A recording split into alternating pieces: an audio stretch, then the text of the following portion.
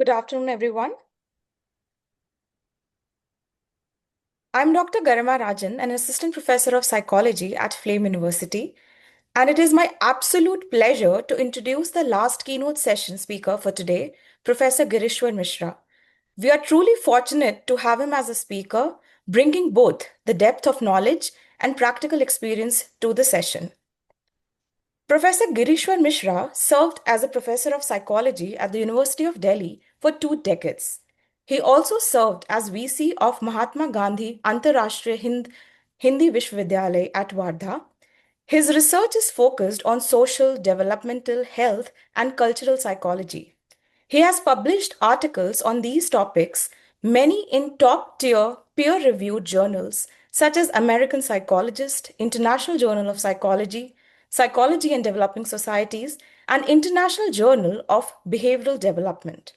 He has served as the president of the National Academy of Psychology, India, and edited the journal Psychological Studies by Springer for 16 years. He was a Fulbright senior scholar at Swarthmore College and Michigan University, Ann Arbor. He's a recipient of Jawaharlal Nehru National Award by the Government of Madhya Pradesh, National Fellowship of the Indian Council of Social Science Research, Fellowship of the NOAP India, Fulbright Nehru Fellowship, and S.C. Mitra Memorial Award by Asiatic Society. His recent work includes psychosocial interventions of health and well-being and surveys and explorations in psychology.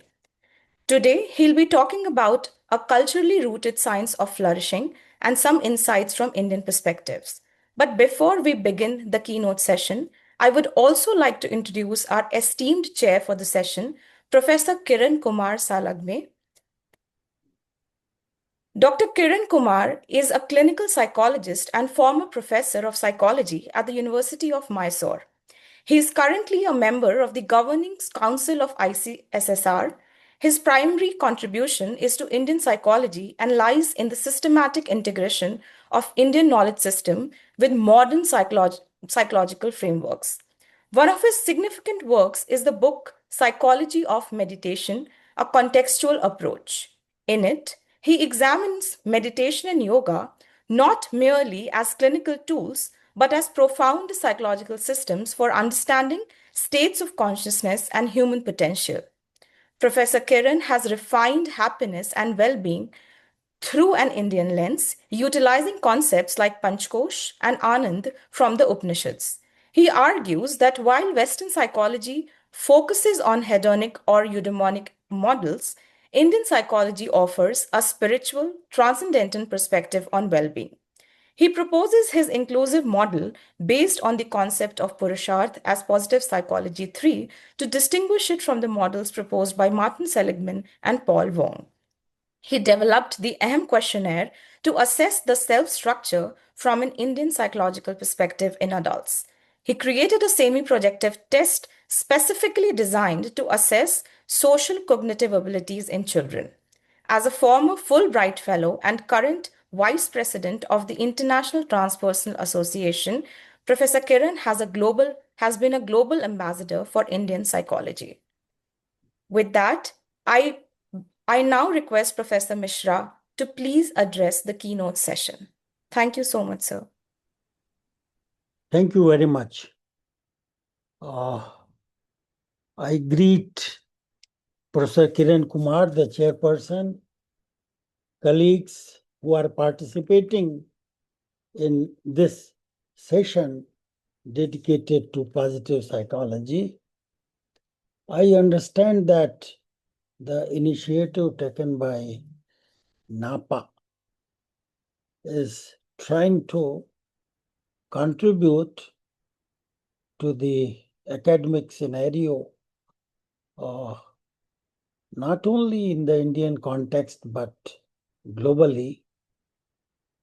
As you have mentioned, Professor Kiran Kumar has been trying to build a perspective on positive psychology, which is rooted in some of the major perspectives originating from Indian thought. Today, I propose to talk about some aspects of flourishing.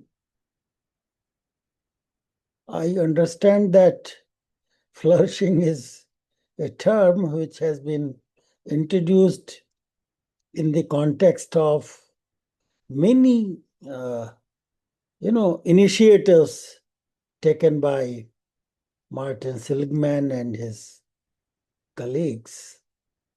We are familiar with happiness, well being, and now we are talking about flourishing.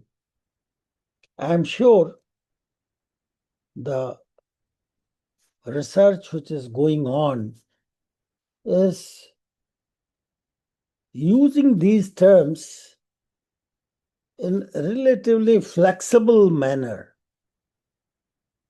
Uh, so I propose to distinguish the three at the outset.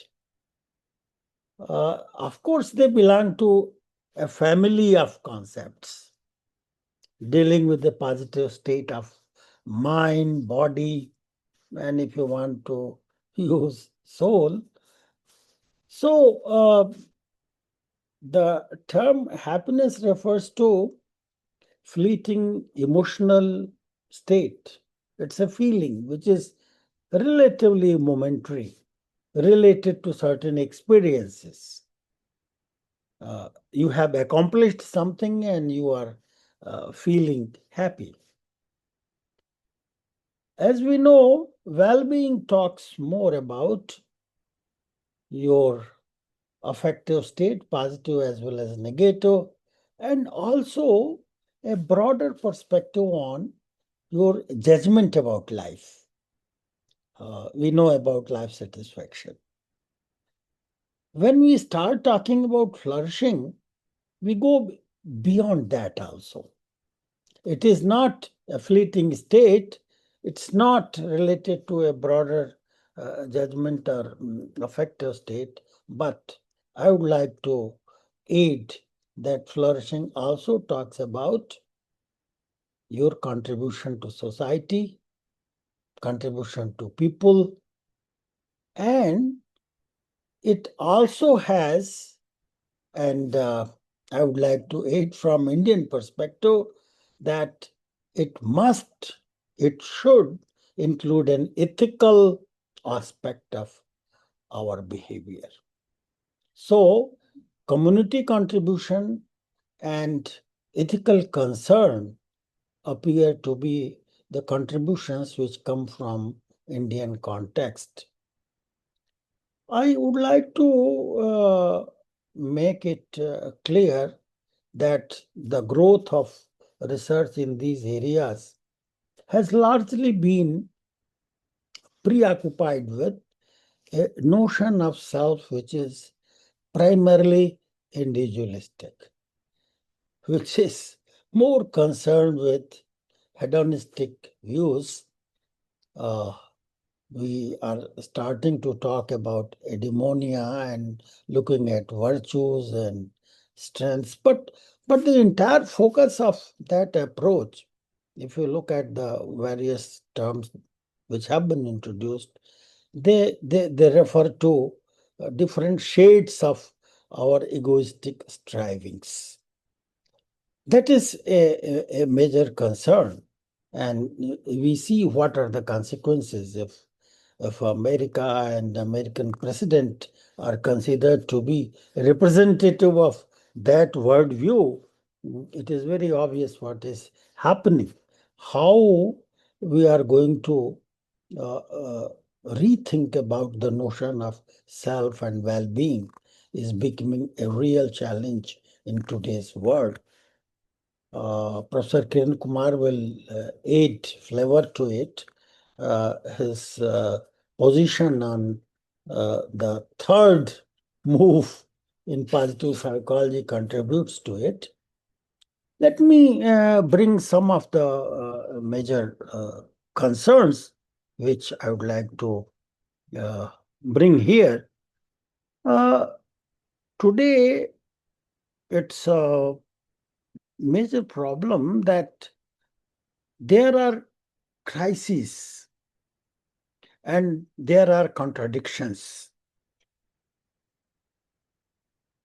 For instance, we have psychological distress, we have social fragmentation, we have ecological anxiety now.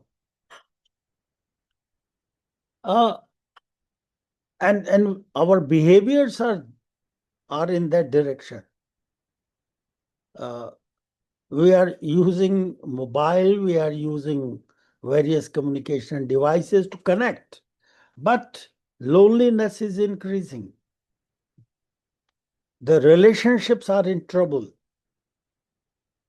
If you look at the challenges, even our society is suffering from those challenges. See the challenges coming from live-in relationship, the divorce rate.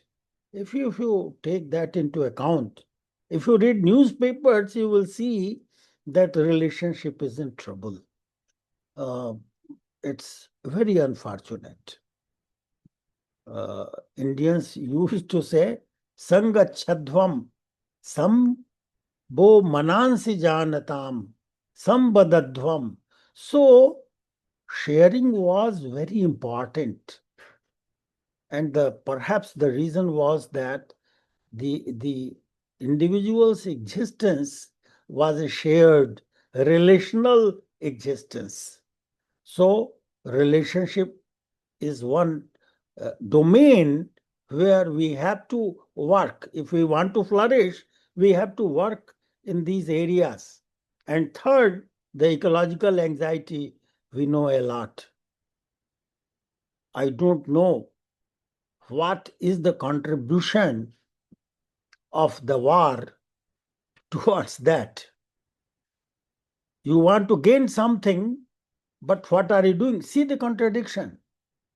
I mean, how much pollution is a small term, but devastation of the environment and ecology is going on for years in Ukraine.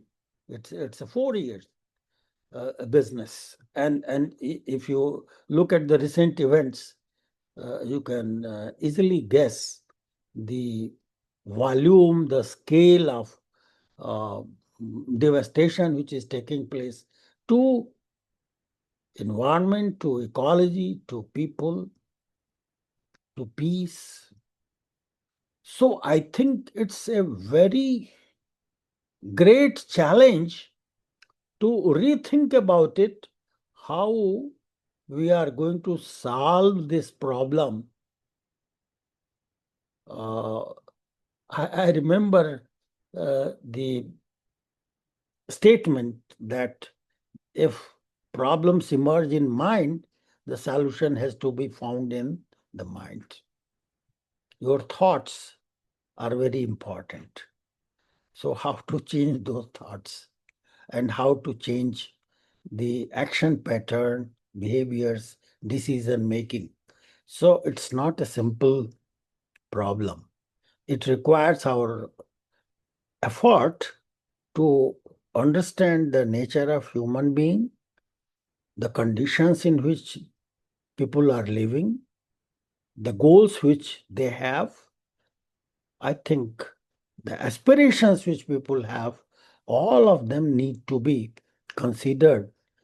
Uh, we can't consider behavior simply a phenomenon without any ethical concern. Each and every behavior has an ethical counterpart to it. The underlying assumption is that it is free, it is organism's behavior, it's secular. I think it's problematic. Each and every action has an ethical component. And here comes the Indian notion of dharma, that your behavior should contribute to, intrinsically it should contribute to the well-being of the people, well-being of the environment. You can't be free. You are doing something and you think that it has nothing to do with others. It's a problematic notion. So you separate the analysis is there. Um, well, psychology is perhaps most specialized discipline in the world, with 57 perhaps. Kiranji will correct me. 57 divisions of APA that shows the fragmentation of psychology. In fact, APA has issued a statement about how to handle the problem of fragmentation. So how to bring together. This is the challenge. So we have started talking about flourishing, but the situation is very difficult. We are moving towards a very difficult situation. So one question is that the key concern for happiness and joy has to be re-examined. We have to go beyond those positive things. Uh, Positive is one, prayer is one, but Upanishads talk about Shreya, one which is not only positive but which is good. That is also very important. You have to check whether that positive, something which looks nice, it's not necessary that it is intrinsically nice, it is good in its consequence. One should check that. It's very crucial. I draw attention to the rich resources available, particularly in Indian context. There are also insights coming from South Africa. You can go to any tradition, you will see a lot. But most of us are not familiar with that. We have not ventured to explore the possibility of those ideas because we think that they are non scientific. They are not objective. And therefore, they are not needed. So, our academic discussions exclude those concerns. It's high time to rethink about it. If you look at the Indian perspective, you will see that there is a lot about the notion of mind, self, and well being.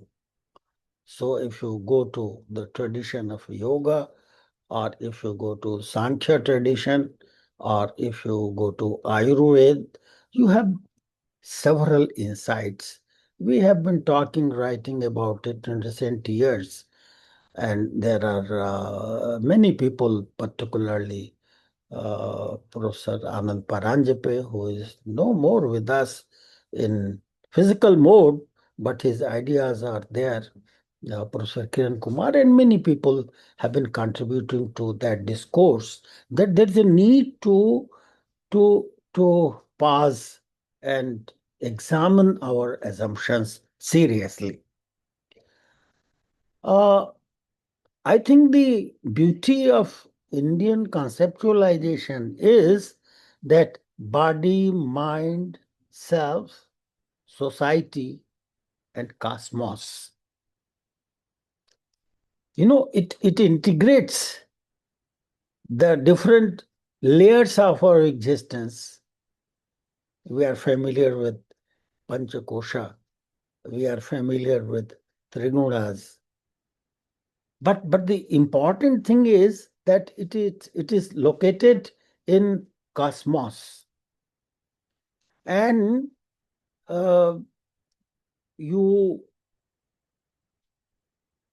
act in consonance with a criterion that your action is not going to harm any one of these. That is dharma. That is ethical dimension of behavior. I think psychology should be redefined that behavior is not something free. It has an ethical concern. Now, there is A very interesting aspect of flourishing, and I would like to uh, identify three features of flourishing in this revised context of behavior and human action, which goes beyond the individual, connects to society, connects to cosmos. This srishti is very important. You need to bother about it. I think most of us must have heard about Shanti part, which talks about, Banaspataya Shanti, Apah Shanti, Oshadhaya Shanti. So you are not concerned only with your well-being, but well-being of water bodies, well-being of everyone. So beyond pleasure and success, I think this is the first aspect of flourishing. It should not limit to pleasure and success. And second is living meaningfully and ethically. The third aspect is some kind of alignment of inner life and outer life. If these are there, then there is flourishing. And if they are missing, then there is no flourishing. Now, the Western view, which is available and which is known to most of us, the positive psychology and the PERMA, PERMA theory and the concepts and measures uh, touch many important aspects of life. Seligman has done that seriously in a framework. The broader concerns, I mean, all these elements are of equal value. But in my judgment, the whole notion is still individual centric. What is the indigenous view? I mentioned about Shreya and Preya.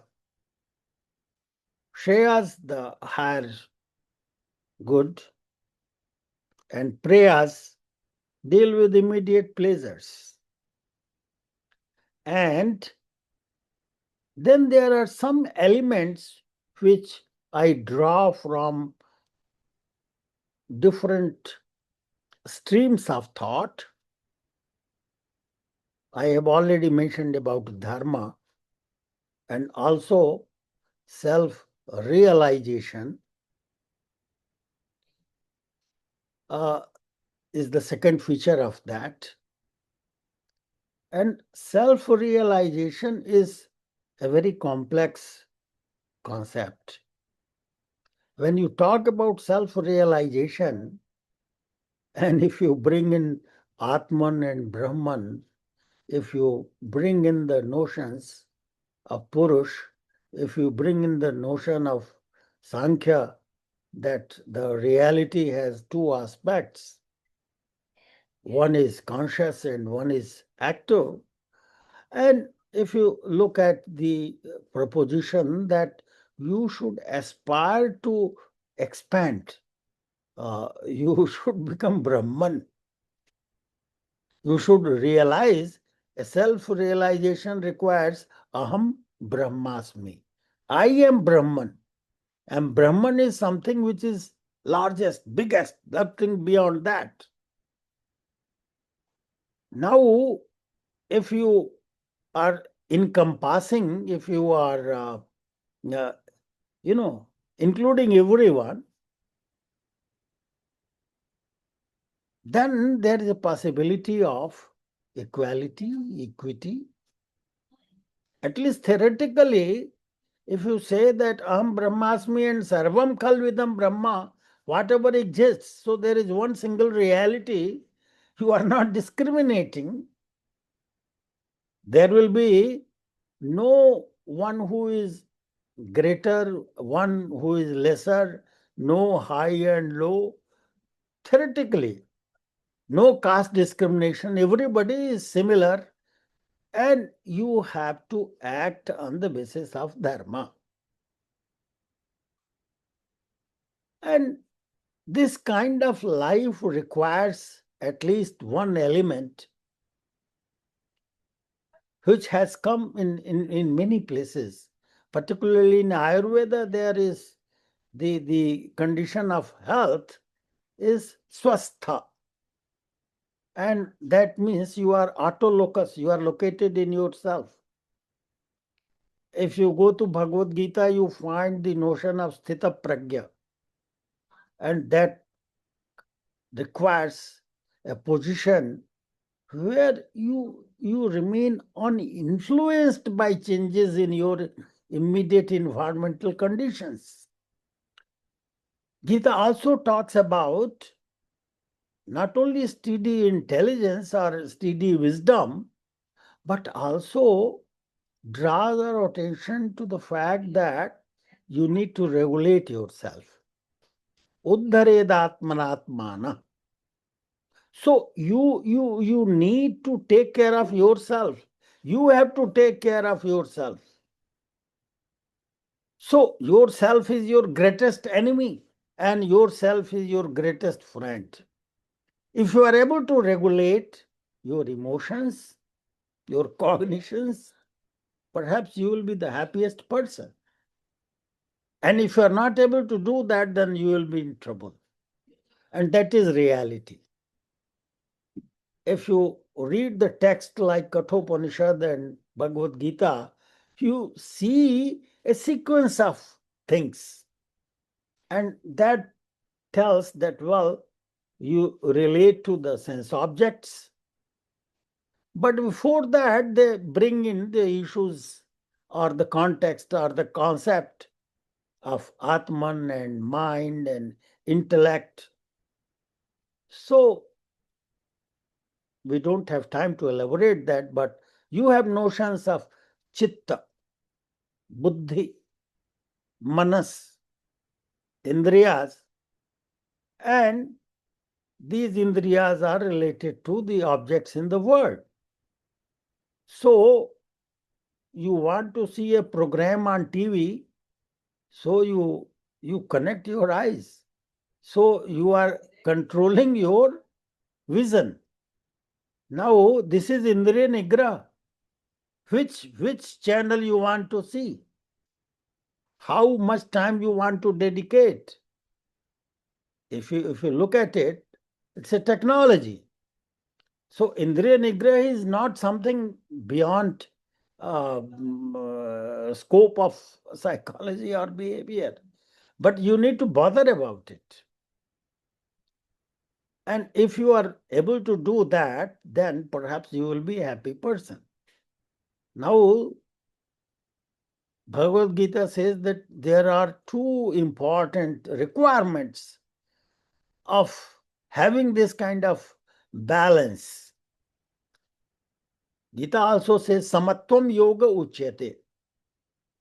So this balancing requires that you must do certain degree of non-attachment, vairagya, anasakti, and also certain practice, abhyas and vairagya. These are two important requirements because Bhagavad Gita also tells that your mind is something which is always fluctuating, chanchala. So, and it's interesting that it gets colored by the object to which it is attached, right? Whether there is something to eat or some friend or anything which you like. So your mind is colored by that. You are attached to that. And therefore, it is important to take care of that, take charge of that. working on your mind, working on your senses. I think it's inner engineering, the term which is being used today. I think this work on yourself.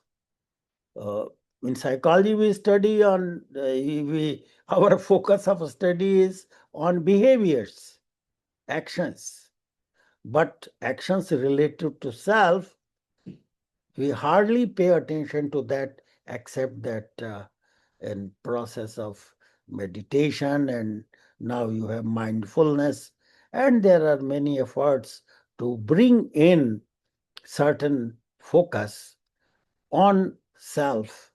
I think this is an important contribution. If you want to uh, promote flourishing, it requires such an effort. I would also like to bring in another feature. Uh, Flourishing perhaps requires some kind of harmony across different layers of our existence. We talk about Annamaya Sharir and go to the blissful sheath Anandamaya state of our existence. So, this harmony is very crucial. We need to look into that. Now, if you look at the challenges which are happening, I have noted a few interesting observations. In the troubled age in which we are living, speed, distractions, overstimulation, this is one kind of, attachment which is happening, and we need to bother about it. So detachment is needed for that. Loss of meaning and rootedness. This is another significant aspect of today's life. And third is ecological and existential crisis. Now, the challenges which are noted, as our research in positive psychology says, there is a hedonic treadmill and you come back to the same stage. There is also powerful influence of consumerism and market. So what is happening in our environment, the context that we have created? And then there is another very interesting phenomenon studied by positive psychologists. We have learned that comparison, and you feel good or bad depending on the way you are comparing. So a kind of psychology has been generated. If you look at hedonic treadmill, consumerism, comparison, and now your digital world, virtual reality, all these things have created an atmosphere where we have to bother about the way we are relating to our environment, how we are connecting to Vishayas, the objects in our environment. Now,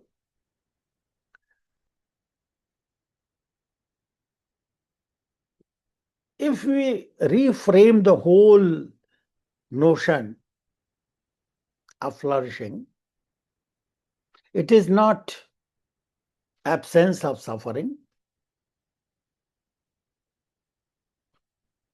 It also requires to, as the term has been emphasized at many places, capacity for equanimity in change and ethical and relational engagement. Now, one of our friends and colleagues, his name is Raghu Anant Narayan, who talks about Chitta Vidya. see the term. Now, chit is again a difficult concept. Some people just relate it to one part of the functioning where memories are there, sanskar and vasana and all that. But there is an important aspect to which Raghu talks about, that we have to work with chitta, about chitta, and through chitta. And so, in fact, he uses the phrase chitta vaidya. One can be an expert in that. How healing should relate to chitta. And this, the term yoga, as you know, chitta vritti nirodha. So that is also whole practice. The Yoga Sutra is a manual to deal with our chitta. So that is psychological. We have not done much about that. That is the agenda for future psychology. I'm talking about these terms and concepts simply to draw your attention to future possibilities. Professor Kamlesh asked me to talk about such possibilities. These are the directions which have not received enough attention. And then the second part is dharma-centered living. Now, dharma-centered living requires, one simple meaning of dharma is kartavya, performing the duty. So, there is no one thing which will be constant for everybody. So something may be dharma for one person and adharma for another person. We need to bother about it. And acting with responsibility and integrity. I have already talked about detachment. I want to bring one more aspect. We have been thinking about it. We need to elaborate that, and that is the idea of purushartha. We know about three purusharthas, four purusharthas: dharma, artha, kama, and moksha. And dharma becomes the foundation uh, for regulating the pursuit of kama and artha. You need to get all these things in this world, and also what is not in this world. In fact, one of the definitions of dharma is yato bhyudaya nishreyasa siddhi sa dharma. One school of thought is Vaisheshik, and that defines that dharma includes having prosperity in this world and also nishreyas, that is moksha or liberation. So, the purpose of life should be to learn about both. It's not on our agenda to talk about para and apara vidya, but our knowledge should connect with both the worldly knowledge and that which is beyond.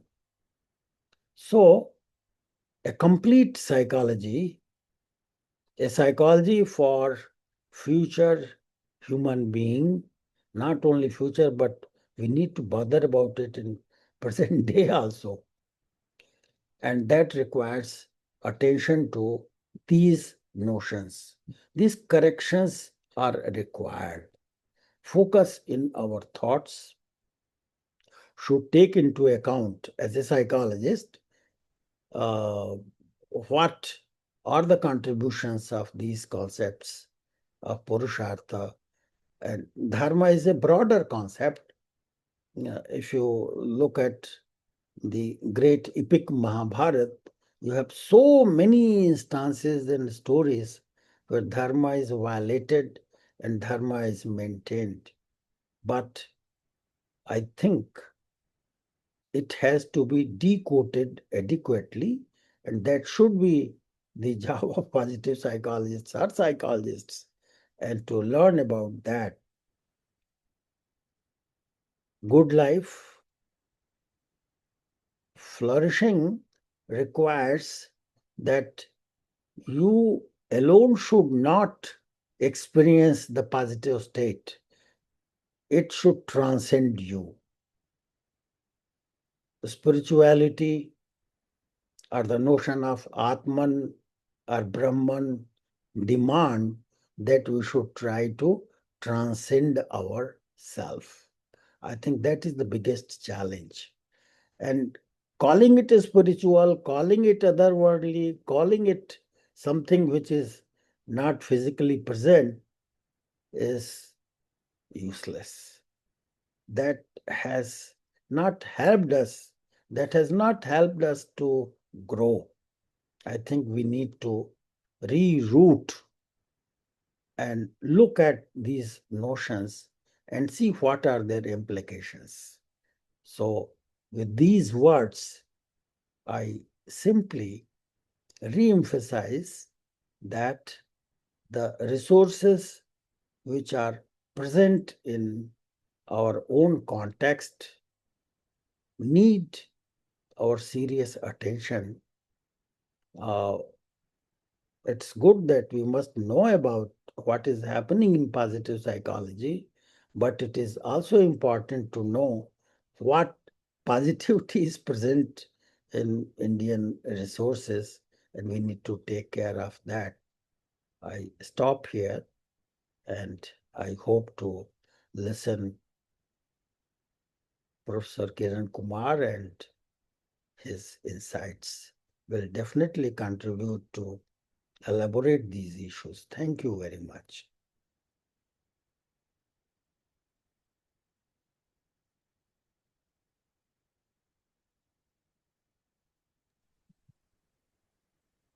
Thank you, Professor Girishwar Ji, for your illuminating talk, highlighting the present turmoil that is going around the world and what needs to be done in the context of the cosmos as a whole, not just personal satisfaction, personal well-being, but living in relation to the whole of ecology. So now I don't think I need to elaborate or summarize what the illustrious speaker has spoken, has delivered the talk. On the other hand, I invite any questions that the delegates and the participants in this online conference may want to raise, may want to ask the speaker. So I request Dr. Garima to help me in coordinating, the question and answer session. Yes, sir. So there are no open questions at the moment. Uh-huh. We can just ask the audience once more. Yeah, Yes. so I can see there is one question now. Yeah. Yes. Okay. Do you want me to go ahead and ask the question, sir? Yeah, that would be better. All Yeah. right. So Professor Mishra, Lipika Srivastav says that we are always so engrossed in the material world, and we do know in theory that we must practice detachment But how do we actually do it in practice? Yeah. Wonderful question. You need to reflect and decipher the challenge. And you need to take action, mana, vachana, and karma, thoughts, and what you speak and your action. There should be coordination across them. One challenge that we face is that we say something and we do something else, and we keep something in our mind. I think you need to check it. And if you start doing this, perhaps you will see that there is a gap, there is incongruity or dissonance. We live a life of dissonance. Now, that is one point. If you realize this, we have read that those who are Mahatma, they are, all the three are synchronous. Huh? He says the same thing which is in mind and he acts accordingly. There is no problem. We often find, if you check yourself and your behavioral account, you will see that it is very difficult to maintain a nonsensical, untrue statement.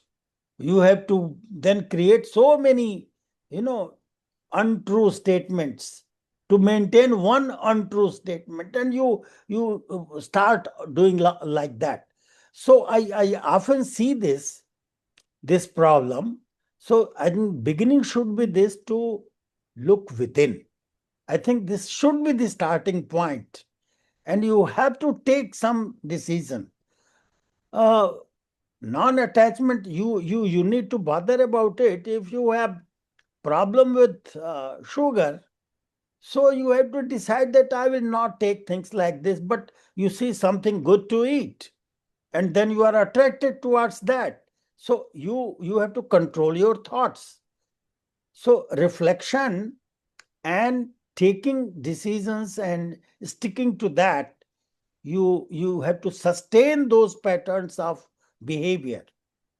Gandhi is one great example, and so many people you will find who are able to sustain certain, that is why we had to use the word brata, that talks about, if you read Yoga Sutra, it says that Yama and Niyama, they are Mahabrata, and they are good, they are applicable to everyone on this earth, irrespective of caste, creed, and place. See the, position taken by Maharishi Patanjali. So if you look at Yama, what is that? Satya, Ahimsa, Asteya, Aparigraha, Brahmacharya. If you look at that, Santosh, Swadhyaya. Now you have to work on yourself. You have to start. You simply think that, oh, I should be healthy, and you are doing everything which is against that. So that's a problem. So you have to work for that. So anasakti is also possible, and you can see that how anasakti is going to contribute to you. And then you can realize, you can, reinforce yourself, if you want to use the term reinforcement. Thank you, sir. We have next question from Meher Gulati. How do we draw the line between positivity and toxic positivity? Well, if your positivity is going to harm anyone, then it is toxic. Whether it is, group or people or environment, you need to think about it. Yeah. Okay, sir. Uh, we also have Diksha Sharma, who says that she really resonates with what you spoke about the true meaning of flourishing. What will the research methodology look like to study such concepts? There are many aspects of flourishing if you look at it. If you look at Purushartha, or if you look at Dharma, or if you look at, Dharma, Artha, Kam, Moksha, and how you are collaborating and coordinating, or if you are looking at the framework of Panchakosha and how you are going to maintain harmony. These are various sides of intervention, and you need to choose and work on that. The method, it's not time to elaborate upon that, but I will recommend to read some of the papers by uh, many of us, including I remember Matthias, who has written beautifully how you are going to connect, how you can use yourself, unmediated process of learning.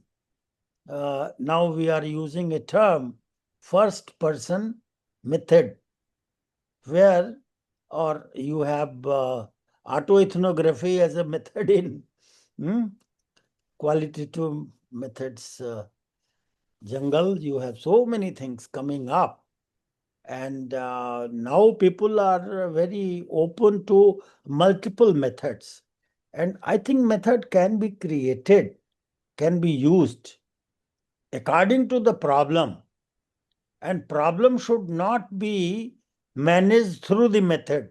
What I want to say is that most of the time we think that first we choose the method and then we do the problem.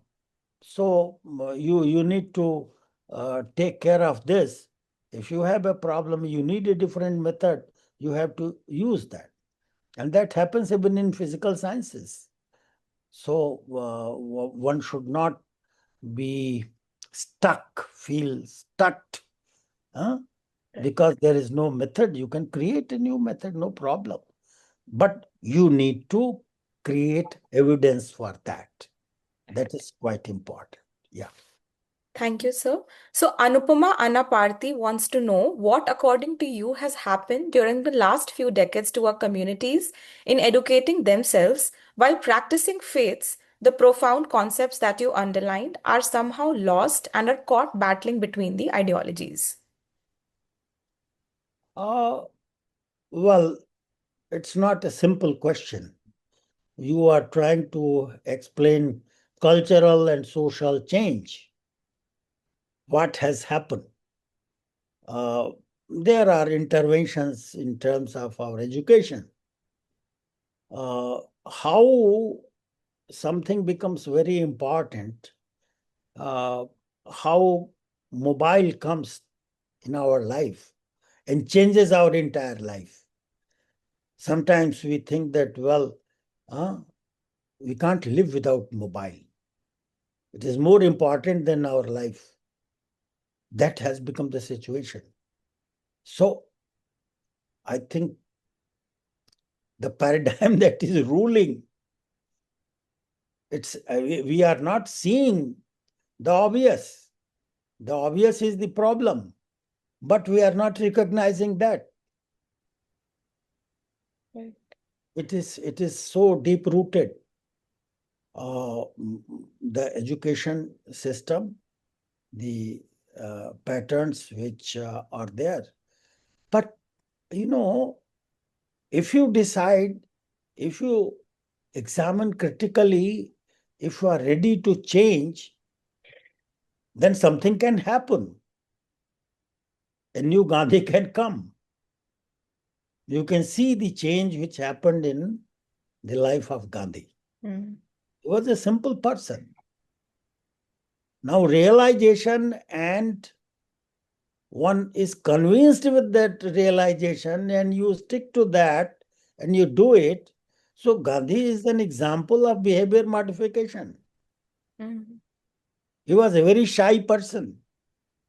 He could not stand in the first meeting and speak a single word.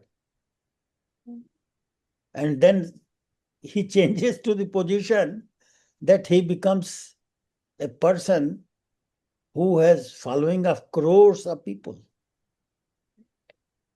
So I don't think it's impossible. Mm. But there is a problem that we are myopic. We are not able to recognize the problem, including me. It is not difficult. Talking is one thing, but doing it is another thing. Let us think about it, because these questions, these perspectives are missing in our teaching, in our studies. Right.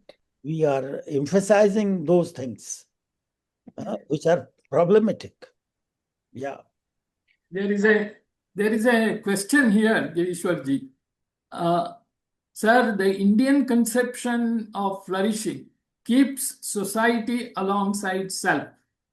At times, this comes at a cost of the self and sufficient identity development. How does one navigate through it? I think this is something we need to address. It's a very interesting question, that how Yeah, identity is shaped and how identity is defined. You can, if you look at the Panchakosha, you can identify with your body only, and you can try to maintain that. And I'm sorry to say that a lot of concern is there in today's life to present yourself in a positive manner. And that too, also you bother more about how others are perceiving you. You want to appear congruent to the needs of others. The audience is very important, and then it is not your true self. So you want to maintain your untrue self. How much money is spent on cosmetics? Or what happens? You can analyze that, you can see that. So, what is your real self, your ideal self, and what is your unreal self, and what is your investment? You find that there is some kind of conflict between, you still want to have a self which is your own personal self, and you want to improve that, or you want to aid to that. It's not easy to understand, but is it possible to lose your identity, your ego, yourself, and become great or greatest? It's loss of identity which is really the gain. If you think seriously, if you analyze this problem, that what kind of identity is useful, you choose to become this or that. Now, if you are a good person like Gandhi, you don't have a house, you don't have a bank account, you don't have an address, but all addresses come to you. Now, what is gain and what is loss? It is your judgment. So, if you want to enhance your ego, if you want to have more and more and more to that, and you think that self-enhancement, and in fact there is work which talks about self-enhancement as a motive. A lot of work is going on that. So, and there are cultural differences, again, the collectivism and individualism. If you read the work of Mark Leary, who has published an interesting book. The title of the book is The Curse of Self, published by Oxford University Press in 2004. Now, he says that this kind of self-enhancement, self-esteem, in psychology, there are many, many terms where this epithet is there. Self-esteem and self, whatnot. So, I think this notion of self is problematic. And if you think that you want to become like that, it is with caste. It is not going to help. And if you lose, you may become great in reality. It's some kind of illusion that we maintain, and we think that we are doing great. So this business of self and identity is very critical. I don't have time to elaborate this point, but we need to understand who are we. Atmanam Vidhi is a very old question, and it is still continuing with us. I will stop here. Thank you, Girishwarji. Dr. Garima, I don't know. It is 5 o'clock. I think we have to Yes. end the session. So once again, it was a very interesting, event, and we had Girishwarji, giving all the important aspects of flourishing from the Indian perspective.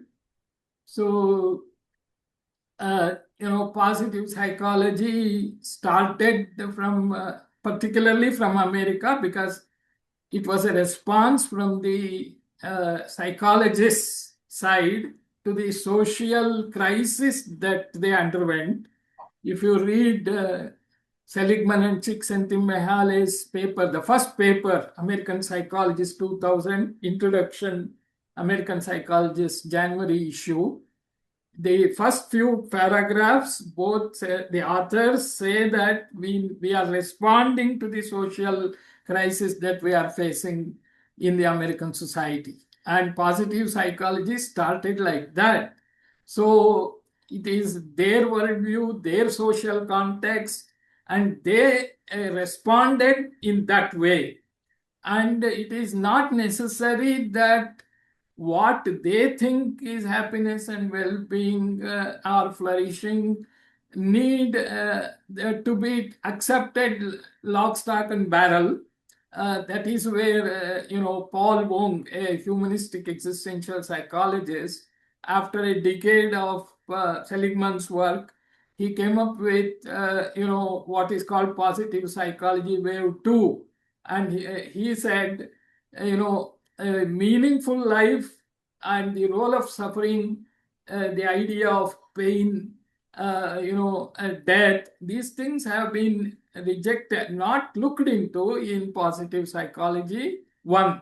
Therefore, they are also important to understand what is the meaning of well-being.